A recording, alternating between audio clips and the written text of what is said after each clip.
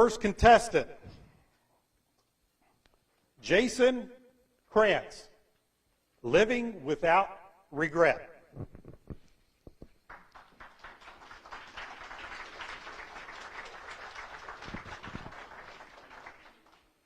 Living Without Regret, Jason Krantz.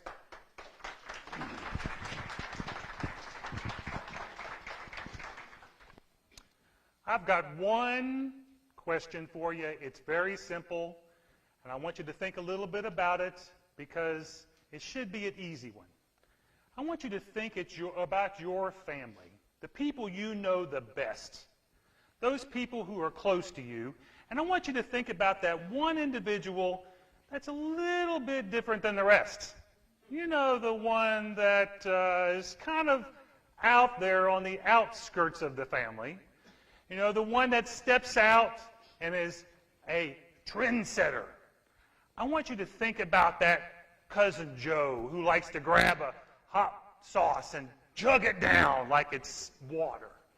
And then you ask him why, and he goes, well, it's just, why not? You know?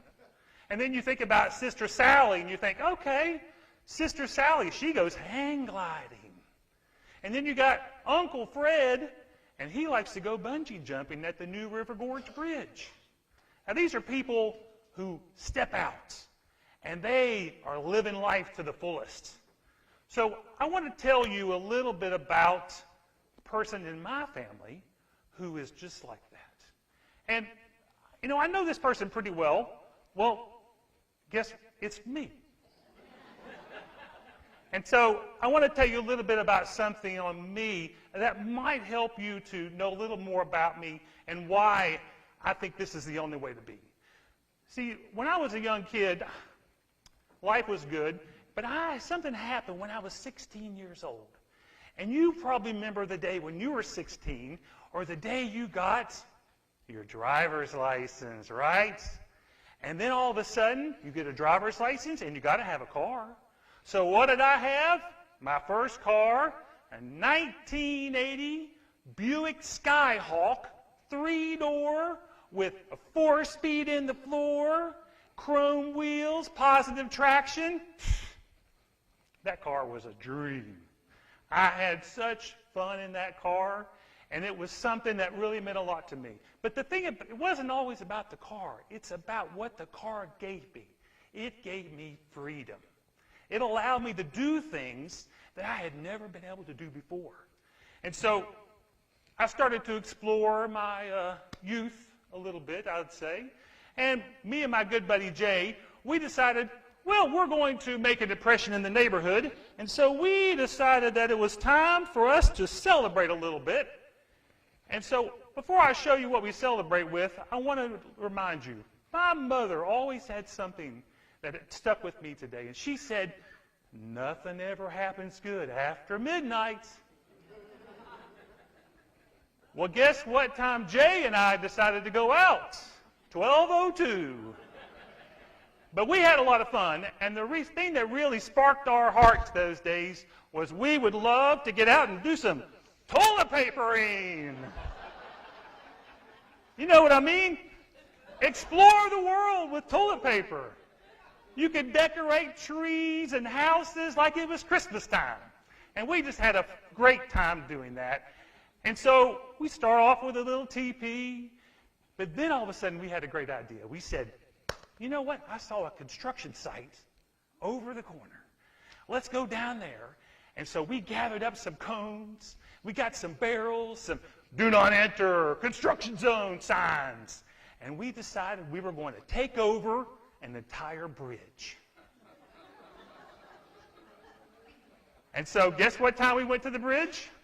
12:02.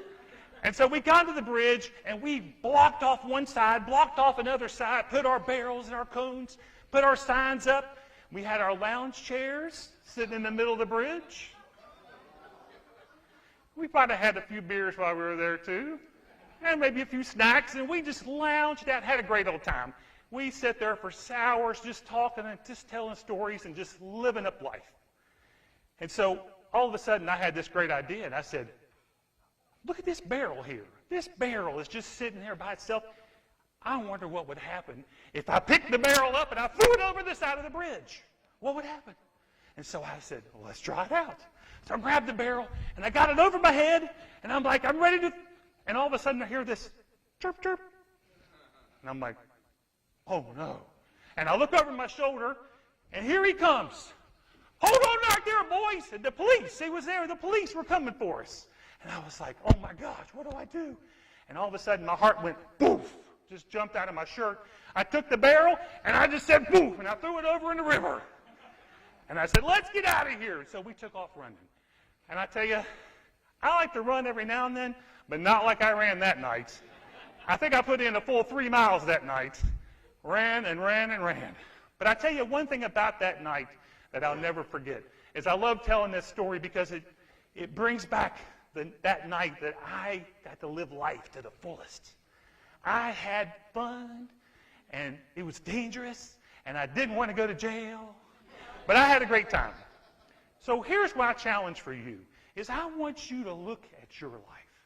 Are you taking things on the easy road? Are you just chilling and having a good old time? Or are you grabbing life by the teeth?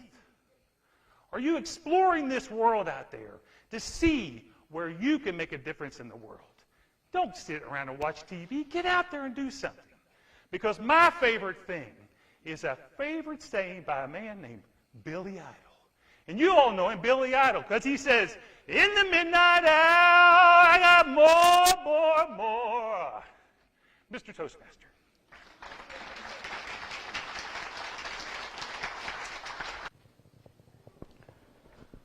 Contestant number 2, Brian Farison, the Doppler effect.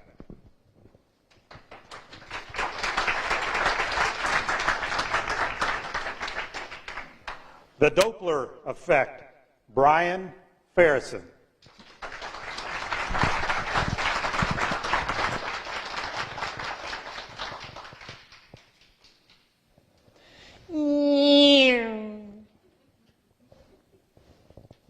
Have you ever heard that sound before? Mr. Contest Chair, fellow Toastmasters? That's called the Doppler effect. That's how sound behaves in our world, like when a car zips by. But sometimes sound misbehaves. That's the Doppler effect. It's the tendency of stupid ideas to sound smarter when they come at you rapidly. I first encountered this acoustic phenomenon when I was 10 years old. I was at a concert with my aunt, my uncle, and my 10-year-old cousin, Johnny. There we were, in the pitch-dark balcony of the auditorium. His older brother and sister were performing at their brand new high school. Halfway through the concert, Johnny leaned over. Psst, hey, Brian, I'm bored. I can't stand this concert. Let's get out of here and explore the new school. Beep, beep, beep, beep. Stupid ideas. Beep, beep, beep, beep, beep. Coming at me rapidly. Beep, beep, beep, beep. Sounding smarter. The Doppler effect. I was like, okay. So we snuck out, undetected, unauthorized, and unsupervised. Turns out the rest of the school was just as boring as the concert. Until we got to the basement. And there it was. The doors were open, the lights were on. It looked like a portal to another world. An elevator! Johnny lit up. Wow, cool! Hey, Brian, why don't you go in and see if it works? I'll be right outside. Beep, beep, beep, beep, beep, beep, beep, beep. Da! I stepped in, tried some buttons, and faster than you can say, Doppler effect, I was stuck behind closed elevator doors that would not open. Fortunately, although nothing else on the elevator seemed to work properly, the alarm did. Which did two things. It provided an exciting finale to that boring concert. And it gave me a meet and greet opportunity with the local authorities.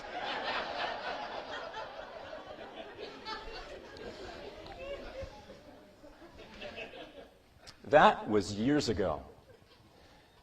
But the Doppler effect has followed me ever since. And led me into even more stupid decisions. The worst was where my wife Nancy and I signed on to a business opportunity that nearly cost us our finances and our marriage. The salesman talked even faster than Johnny did. What started as our thing soon became just my thing. As the Doppler effect drove me deeper and deeper, I drifted further and further from my wife. Eventually, she said to me, "Brian, I feel like I hardly know you anymore. What do you really want?" That question echoed inside me. But I found my answer. Honey, what I really want is you. Shortly after that, at my day job, I was attending a project presentation. About 30 minutes in, the company vice president interrupted the presentation and said, "Excuse me, what problem are you trying to solve?" The presenter couldn't answer that question.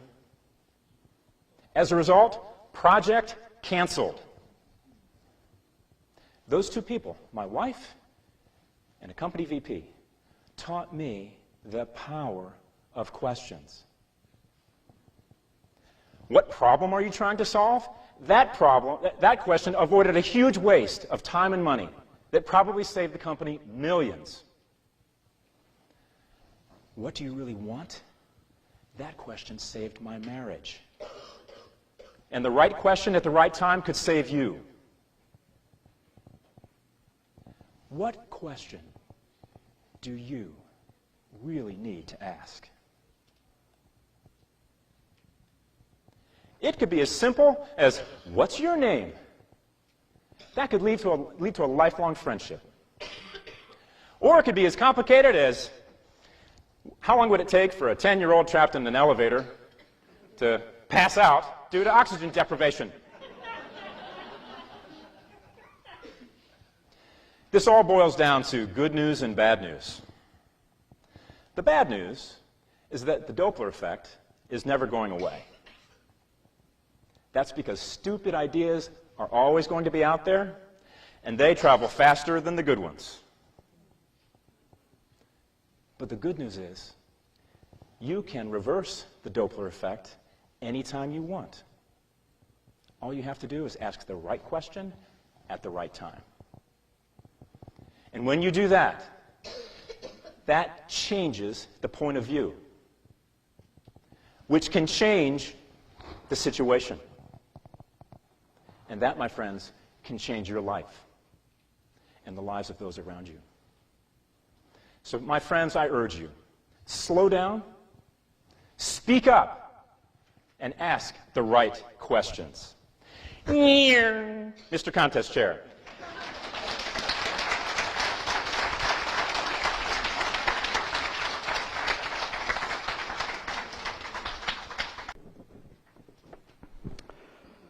Contestant number 3, Ashley Ralph.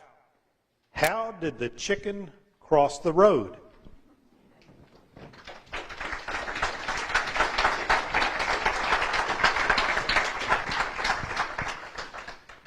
How did the chicken cross the road? Ashley Ralph.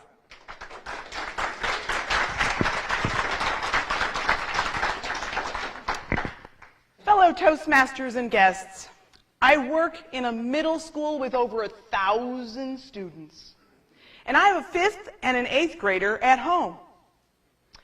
Those children are forever trying to tell me how hard their lives are. Like, especially when I assign homework or try to tell them to take a shower. Ugh. Hashtag first world problems. Yeah. They tell me I'm so lucky to be an adult. And they're right, I am pretty blessed. But we all know that life is not always easy. And like all of you, I've had my moments of bumpy roads. When I was a baby, my mama called me a spider monkey because I was a long, skinny preemie. I weighed about 3 pounds when I was born, and I spent about the first month of my life in the hospital. By the time I was 2, it became apparent that I wasn't really developing the way most kids do. I was tripping, trying to walk. I couldn't control the left side of my body very well. And it turned out I had mild cerebral palsy. And that meant that I was awkward and clumsy. I was the kid with special shoes.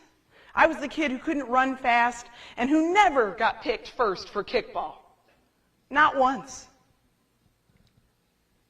In fact, I was even voted most likely to get stuck in a ball pit. No, true story. When I was 4, I actually got stuck in a ball pit. It took 2 dumbfounded teenage SeaWorld workers 20 minutes to drag me out. In high school, Jeremy Baumgartner used to walk by me and growl, "Army peg leg." And in Spanish class, they like to draw this on the board. That's me, super chicken, because I walk like a chicken. They made up a dance and everything. Okay, I didn't say it was a good dance. But you can imagine that those things didn't really contribute to a real high sense of self-esteem.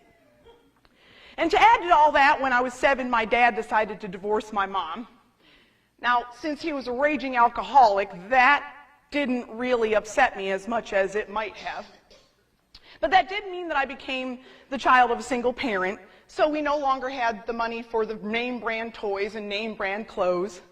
So not only was I physically handicapped, I was fashion handicapped.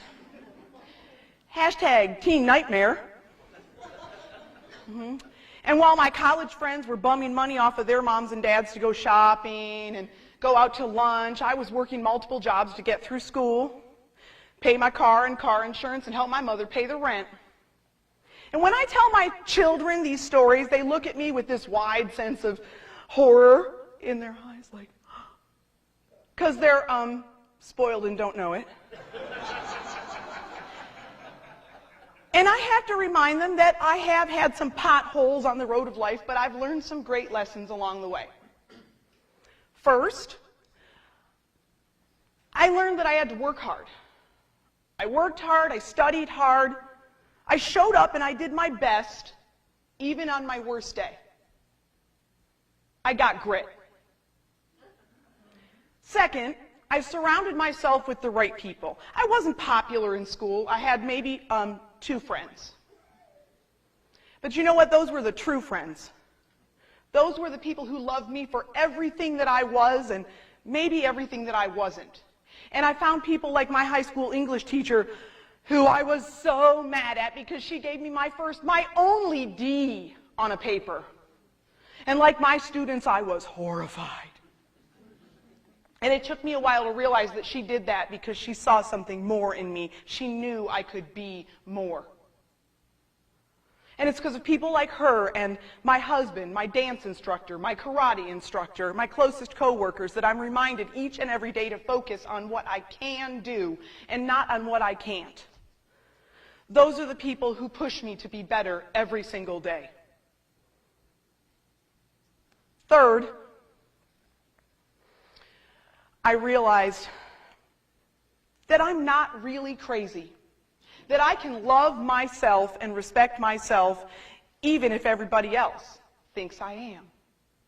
See, I used to think I was a real weirdo because I played with Barbie dolls way longer than most people. One summer I kept a journal with the happenings on 3 different soap operas every single day. Like, who does that?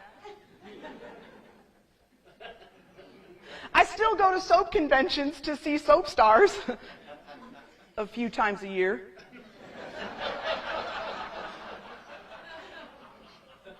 But I realize now that those are the things that make me happy. And if everybody else thinks that's crazy, it's okay. Because it makes me a better writer, a more interesting teacher. And if Grandma was right when she said, hey, if they don't like it, they can look the other way, well, I'm going to follow that advice. Fellow Toastmasters, life is never going to be without struggles. But if you get grit, if you surround yourself with the right people, and if you get those people who challenge you, and realize that you can love yourselves, you can be happy with your life. See, I'm pretty happy with the way I turned out. I'm a wife, a mom, a teacher. I'm a published author. I learned and taught ballroom dance. And I have a brown belt in Kempo karate. It's not a black belt, but it's a long way from that timid little girl called Super Chicken. Fellow Toastmasters, I have crossed that proverbial road, and you all can too. Join me on the other side.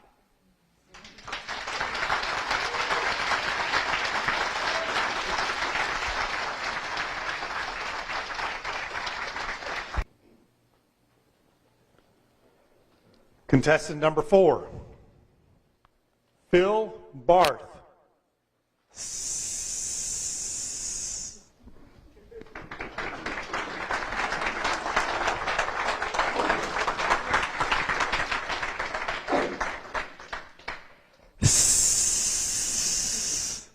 Phil Barth.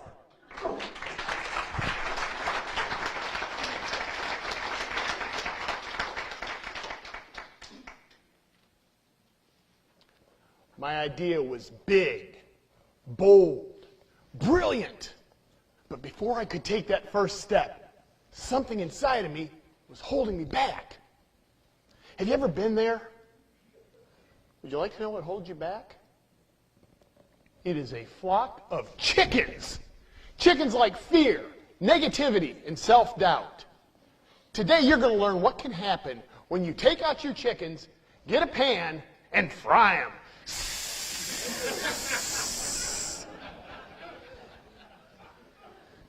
25 years ago, I sat alone in my cubicle, right behind my potted plant. I had just met Beth. Oh, that long, silky hair. No, not you. Beth. It's silky, it's not long. That long, silky hair, those beautiful eyes, that smile that'd melt my heart. Why, I ought to ask her out. As soon as I had that thought, out popped a chicken. But, you can't ask her out. She's beautiful and you're a geek. It's true. Back then, I was a computer geek.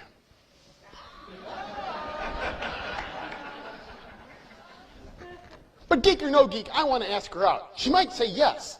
We might hit it off. Why, one day we could be married, have 3 kids, 2 dogs. Oh, please. She'll say no, and then every time you see her, you'll think, she said no, she said no, she said no. 25 years ago, I was surrounded by chickens. But that day in my cubicle, I said, I am going to analyze my life with Microsoft Excel.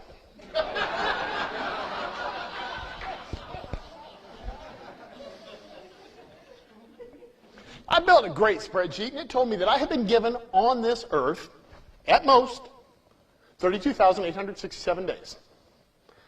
I then subtracted the number of days I'd already spent on the earth, many of which were given to chickens. I came up with a remainder of no more than 23,509.5 days.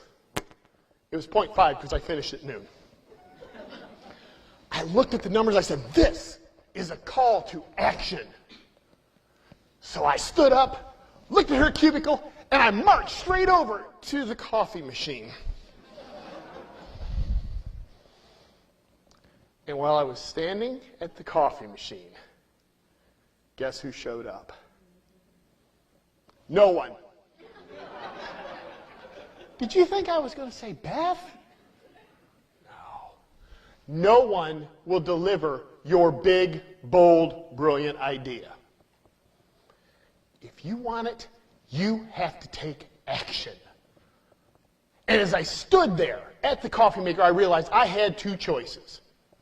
I could go forward, take a chance, and ask her on a date. Or I could go back to a life surrounded by chickens, including the worst chicken of all. Regret. Oh, isn't that not the worst chicken of all? Regret. If only I had taken action, what might have happened? And it was the threat of regret that moved me over to her cubicle wall. Is it not a wonder that I ever had a date? I said, if you're not doing anything Friday or Saturday, oh, Friday or Saturday, that's the weekend. She's going to have plans. If you don't have any plans, I was thinking we could go out to dinner. Go out to dinner for a first date? Wow, that's formal. You should have said, get a bite to eat. You know, get a bite to eat.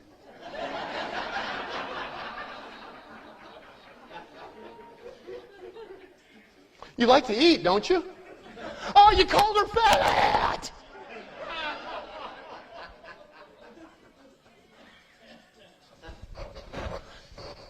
No regrets. I said, or maybe next Tuesday we could play tennis after work. She said, yes! I did a victory dance. I'd show you, but I'm afraid you'd all do a conga line.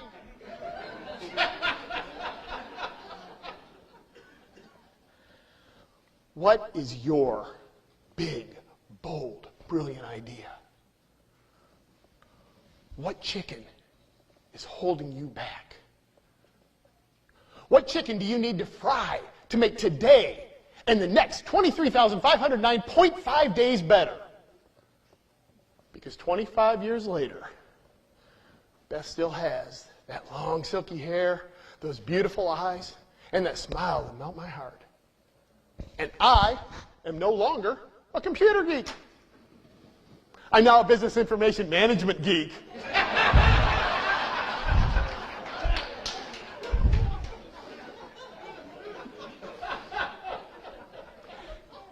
And together, Beauty and the Geek do have 3 kids. We do have 2 dogs, and we are married to each other. That's right. For the past 20-plus years, her name has been Beth Barth. That was a chicken she had to fry.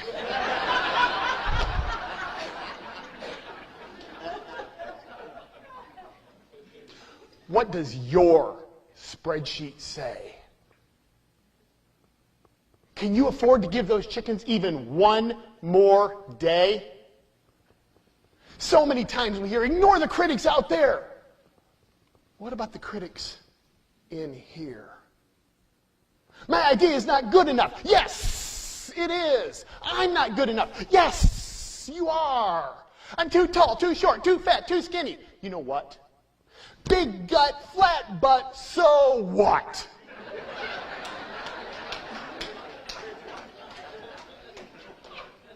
Your idea might be world-changing, or it might be asking that special someone out on a date. Whatever it is, no regrets. If there's a chicken in your way, take that chicken out today and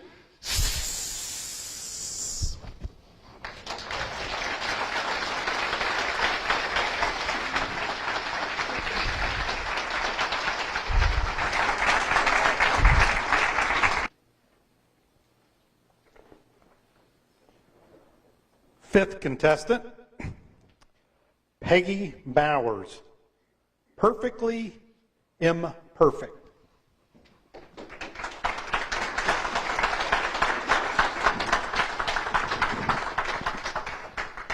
Perfectly imperfect. Peggy Bowers.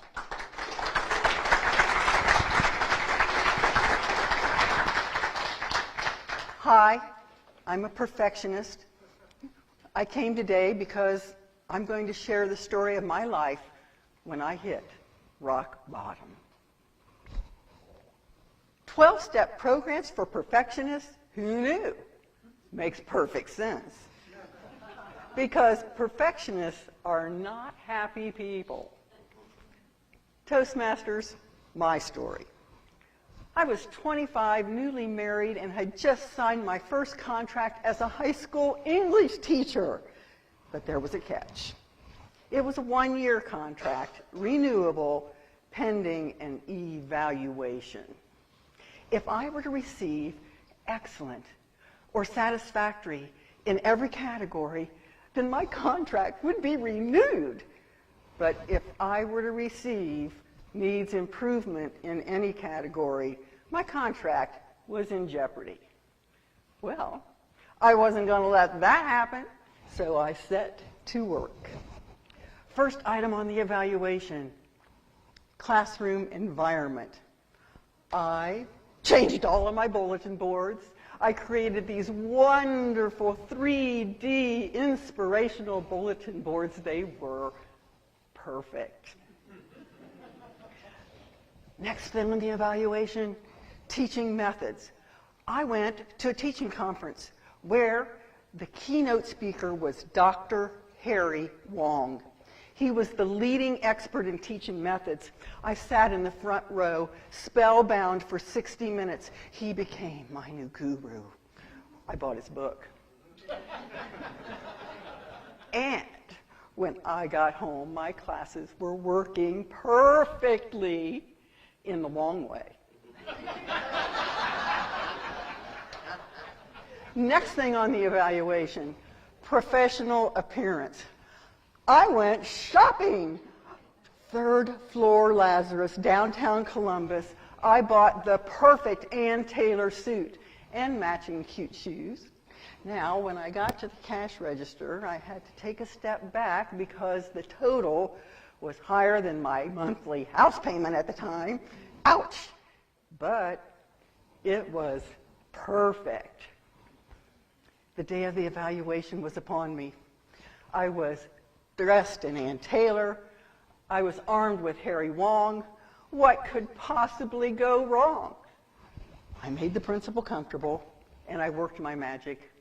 At 4 o'clock, I was sitting in his office, basking in his comments about me. Excellent, excellent.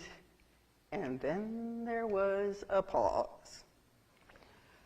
You know, Peggy, it is Peggy.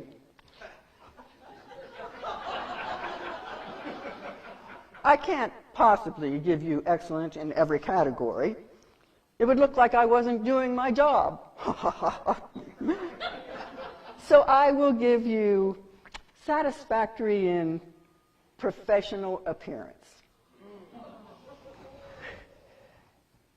Professional appearance, satisfactory? Is that what he said? I'm sorry. That word kept niggling in my mind all the way to the copy room, where I happened to overhear the coach talking about his evaluation. Hot damn, I finally got a satisfactory in professional appearance. Score! Oh, I had to see for myself. What I saw was a man with 3 days' growth of beard, before it was fashionable, and a gray athletic shirt stretched over his belly with a hole in the center,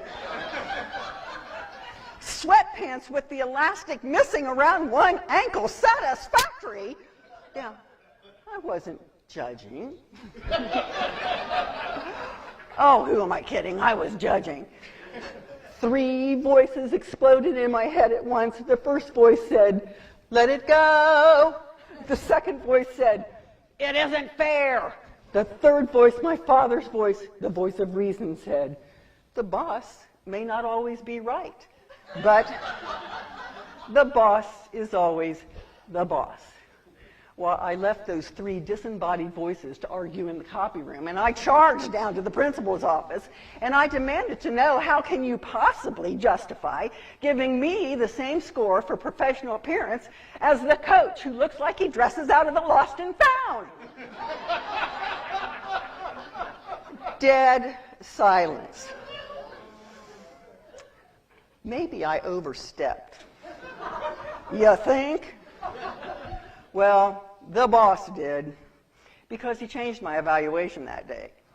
In a category that I had overlooked, working relationships with faculty and administration needs improvement. Oh, I had shot myself in the proverbial foot because I needed to be perfect. Even Mary Poppins is delighted to be practically perfect, but not me. Last month at officer training, distinguished Toastmaster Olive Wagar put the word perfect on the board and urged us to strike it from our lives. Where was that advice when I was 25? I implore you to see my story as the cautionary tale that it is, and let good enough be good enough. That's my story. I've been 43 years now on the road to recovery, one day at a time. And I can finally stand before you perfectly imperfect.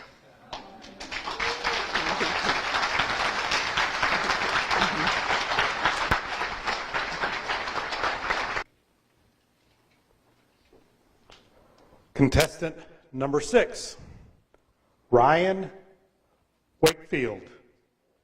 Shake it again.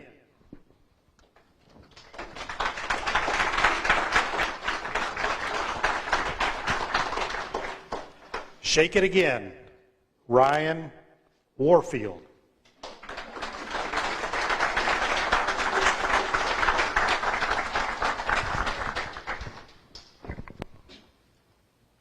Will I be the best? Works every time.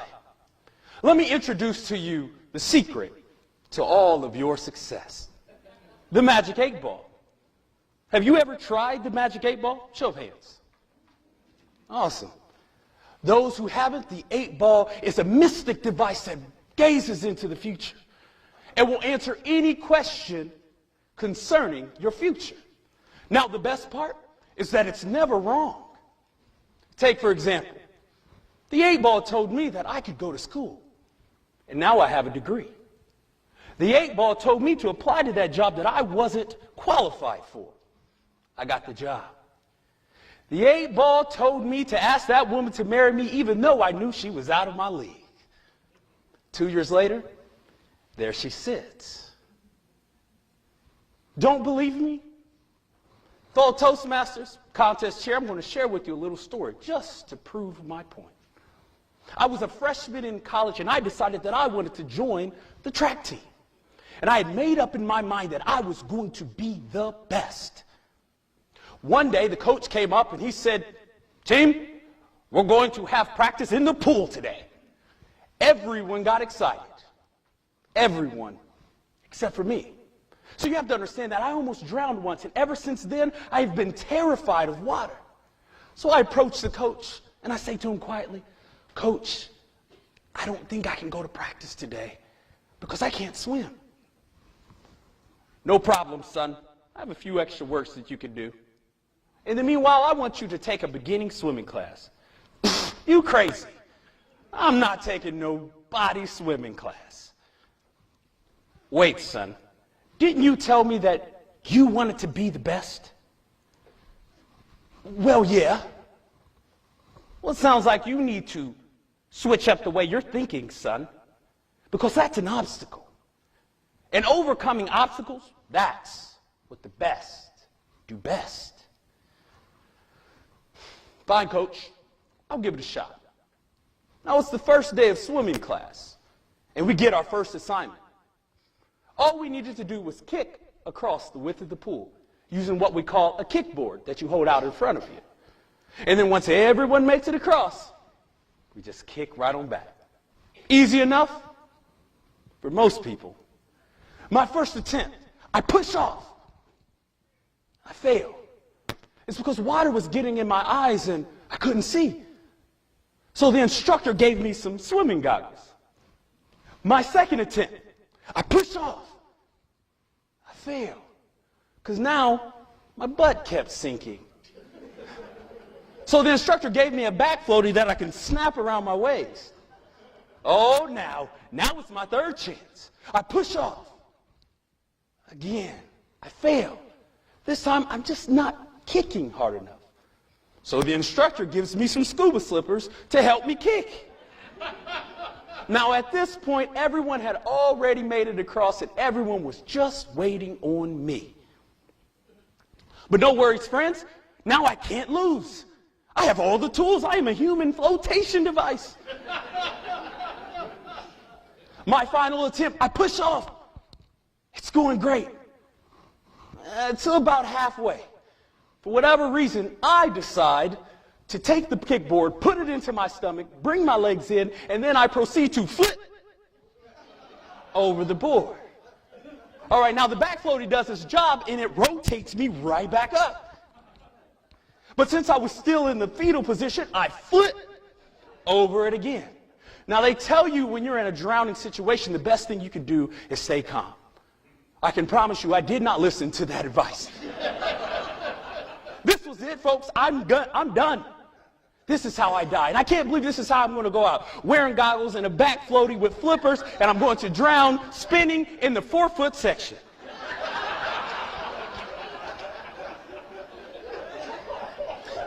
Trust me, it was much more traumatic if you were there. Trust me. I proceed to throw off my glasses and storm out of the classroom because no one helped me. Now, before I got to that point, someone did reach out for help, but not in the sense of coming over there and pulling me out. I don't know if they were trying to be funny, but they said, "Just stand up."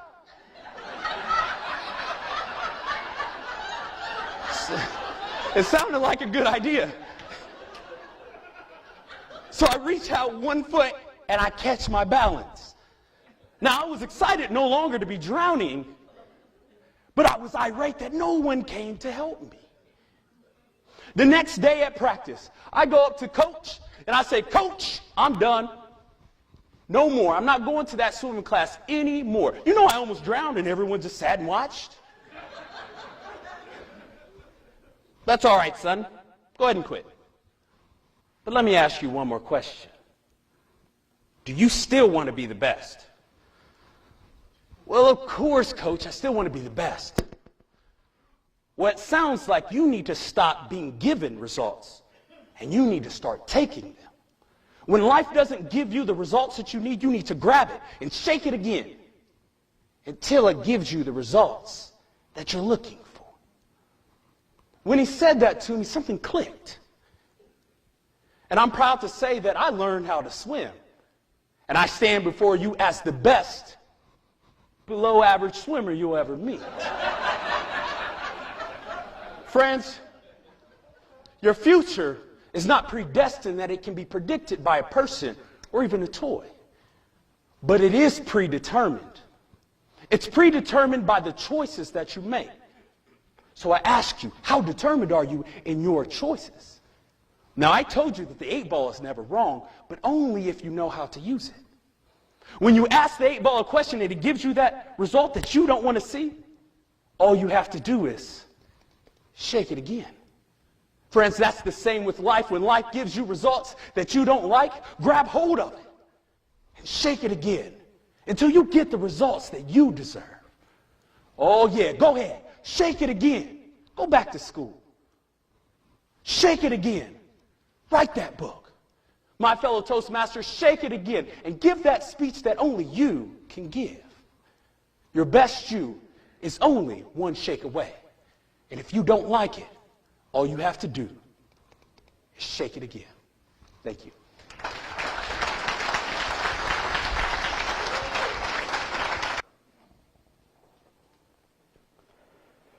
Contestant number 7, Eric Ralph. It's not the how.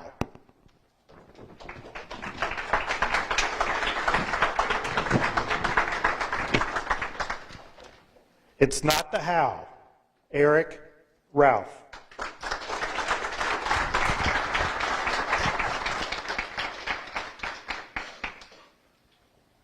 It was Friday afternoon, finishing up the work week, like many others, when it hit me.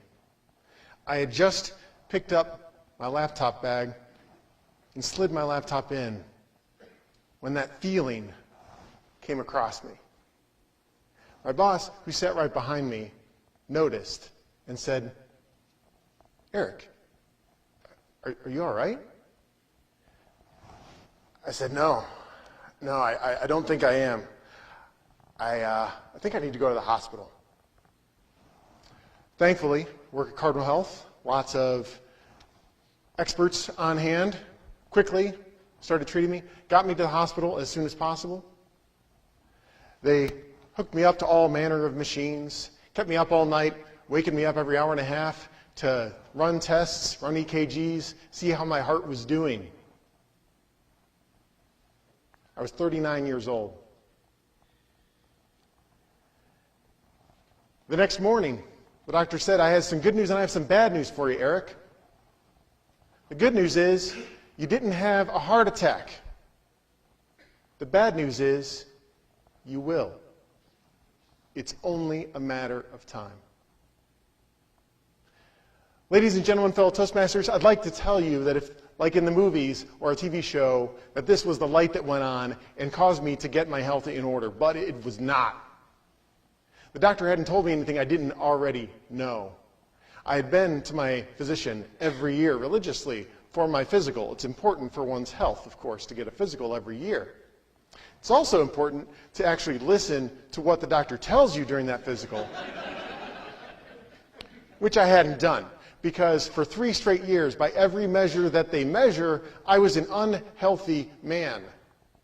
My cholesterol was too high. My bad cholesterol, that is. My good cholesterol was too low. My triglycerides, not sure what those are, were too high. Blood pressure, too high. Basically, if something was too high, it could be too high, it was too high. If it was too low, it was too low. Bad all around. I knew this for years. That was not the thing that I needed to make changes in my life. Often, when we need to make a change in our life, we know what that change is. We know how to make that change. I bet you have a change like this in your life that you need to make, and you're not doing it. It's not because you don't know what it is. It's not because you don't know how to do it. It's because you don't know why. My why would come about 1.5 years later. I was actually wearing this suit, more or less. A little more than this suit, because I had it altered later. I was at a conference like this one. Just about 2,000 people for our sales conference at Cardinal Health. I was sitting basically right over there. And there was a commotion. The CEO was speaking in the front, and there was a commotion over in that corner. The CEO couldn't quite tell what was going on, so he was still giving his speech. And then finally, when his speech was over, the commotion just got to a fever pitch. He stopped talking. They carted somebody out right behind me on a stretcher. I didn't know the man. I would find out later his name was Bobby. I would find out later that he was 57 years old. I would find out later that he died. I found out that Bobby had a wife and 2 kids just like me. I wasn't 57. I didn't have that in common with Bobby. But Bobby had a lot of health habits like I did at that time. And I could easily picture myself, even though 57 wasn't my age, it still wasn't that far enough away from me for me to get comfortable with the fact that he died. Comfortable with the fact that I could imagine myself working at Cardinal Health and having the CEO call my family when I'm gone and having to tell them what happened to me. fly them out to Las Vegas to recover my body. Now, my family does like Las Vegas.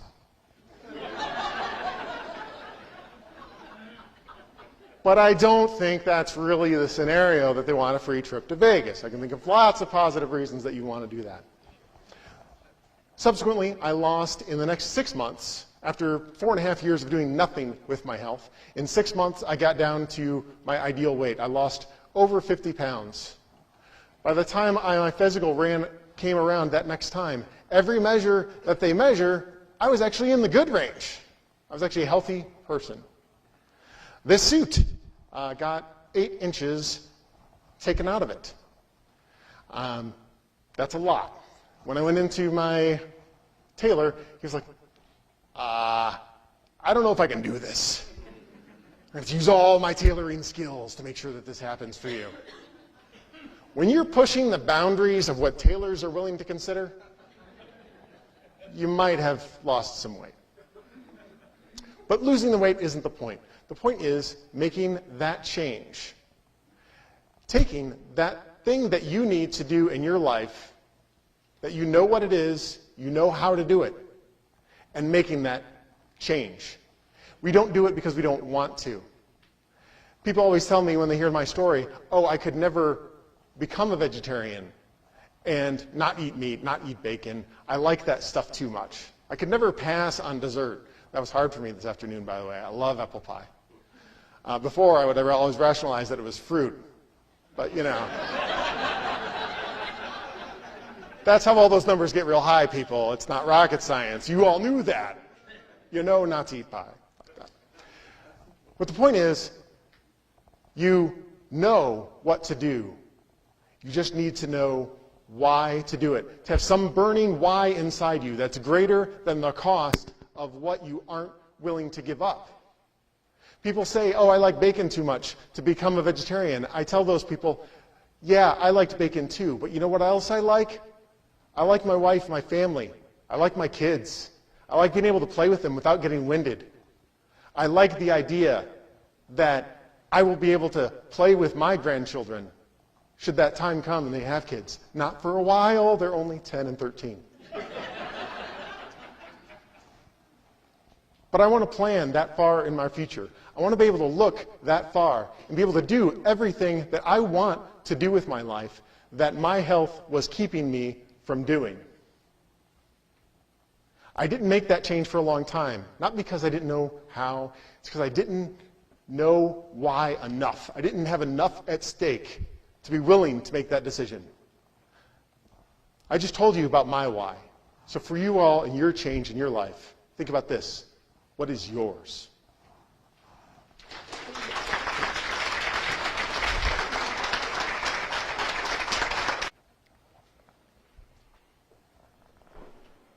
Contestant number 8, Dustin Shodell. Never knew.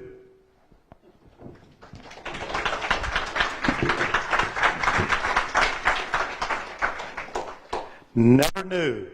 Dustin Shodell.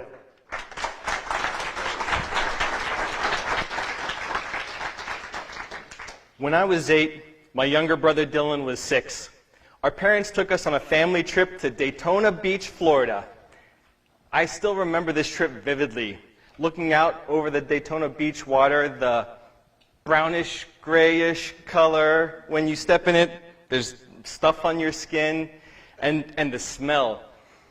The smell of maybe a seafood restaurant or the back of the dumpster maybe of a seafood restaurant.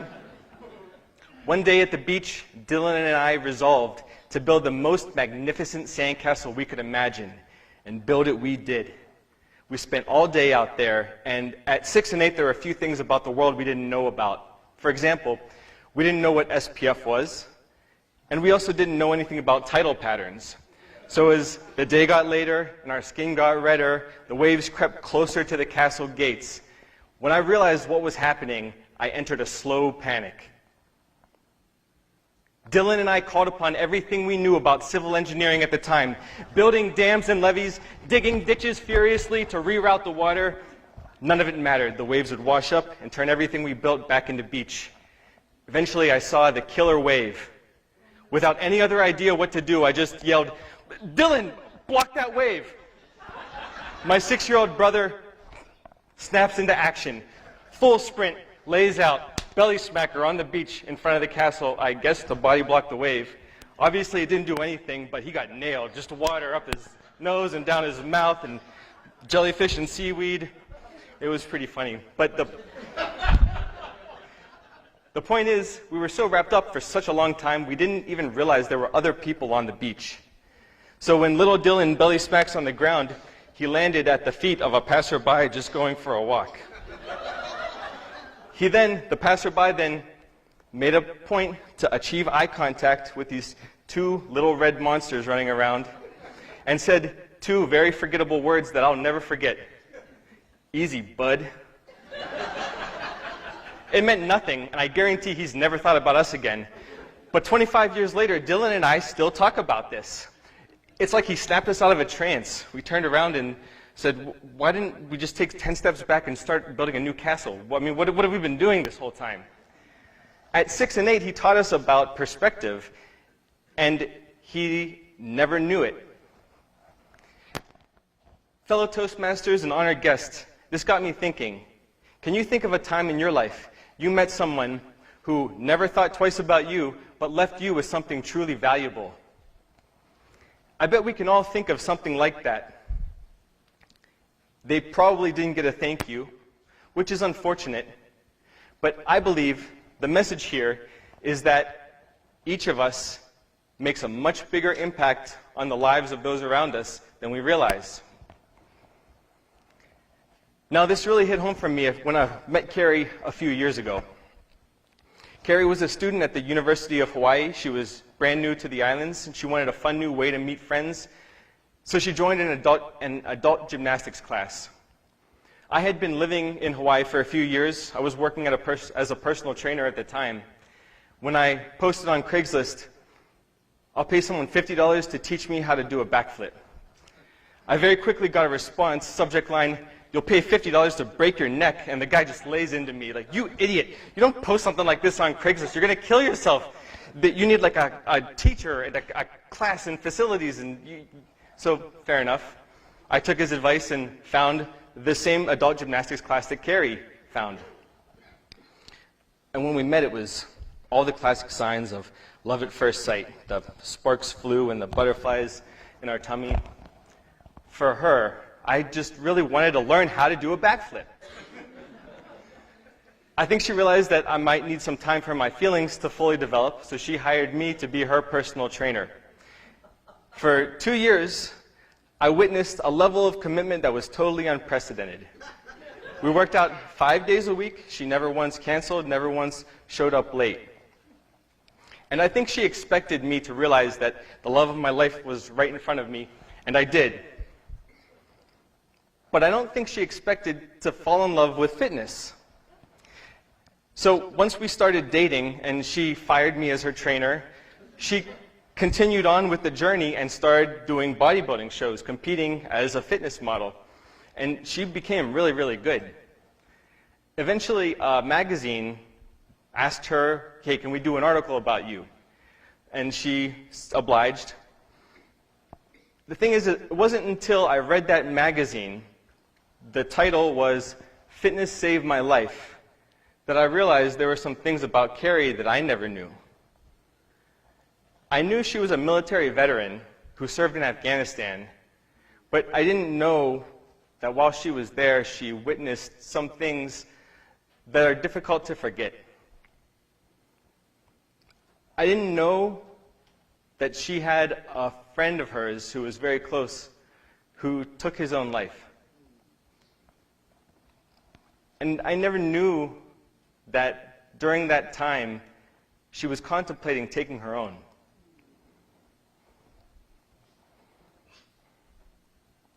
For 2 years, I would get up, go to work, go home, and go to bed. From her point of view, I was able to provide the source of stability that she so desperately needed.